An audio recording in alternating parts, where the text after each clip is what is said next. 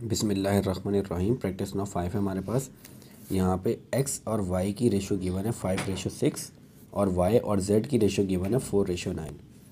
हमें क्या करना है, कंबाइन रेशो निकालनी है x, y और z की पहले पार्ट में।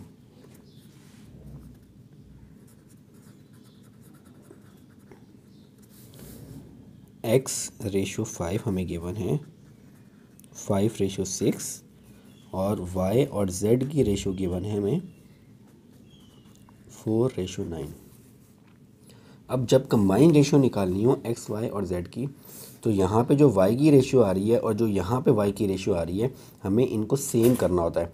हमें ऐसे नंबर से मल्टीप्लाई करके इनको सेम कर देना होता है, किसी एक नंबर से मल्टीप्लाई करके।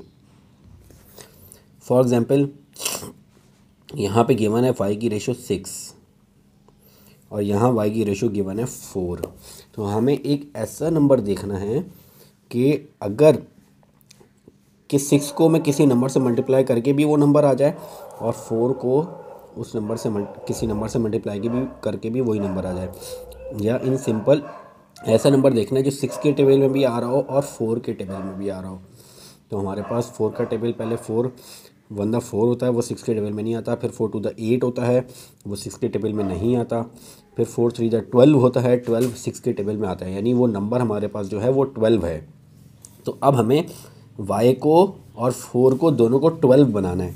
अब 12 किस तरह बनाना पड़ेगा, यहाँ पे हमें 6 को 2 से मल्टीप्लाई करना पड़ेगा तो 12 बनेगा, और यहाँ पे हमें 4 को 3 से मल्टीप्लाई करना पड़ेगा तो वो 12 बनेगा। अब जब y मल्टीप्लाई होगा 3 से, तो साथ इसके साथ z है वो भी मल्टीप्लाई होगा और यहाँ पे y के साथ x भी मल्टीप्लाई होगा।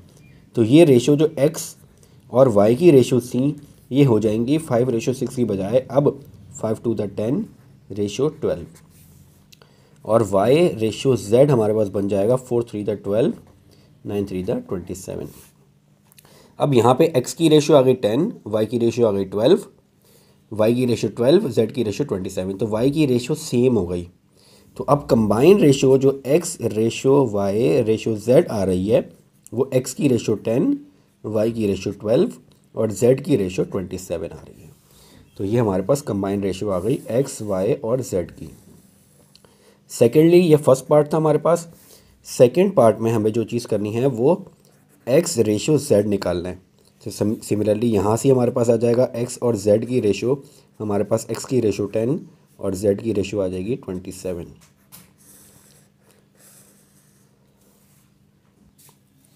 तो ये हो गई हमारे पास प्रैक्टिस नंबर 5।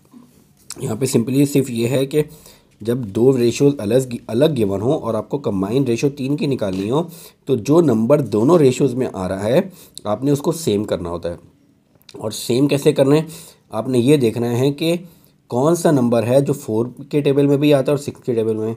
तो आप यहाँ से चेक करना शुरू कर दें। पहले 4 फर्स्ट टाइम 4 होता है, वो 6 के टेबल में नहीं आता। 4 सेकंड टाइम 8 होता है, वो 6 के टेबल में नहीं आता। 4 थर्ड टाइम 12 होता है, वो दोनों 6 और 4 के टेबल में आता है। तो यानी अब आपको y को 12 बनाना है। तो हमने यहाँ पे y को 4 को 3 से मल्टीप्लाई कर दिया, वहाँ पे 6 को 2 से। तो ये थी प्रैक्टिस नंबर 5 हमारे पास।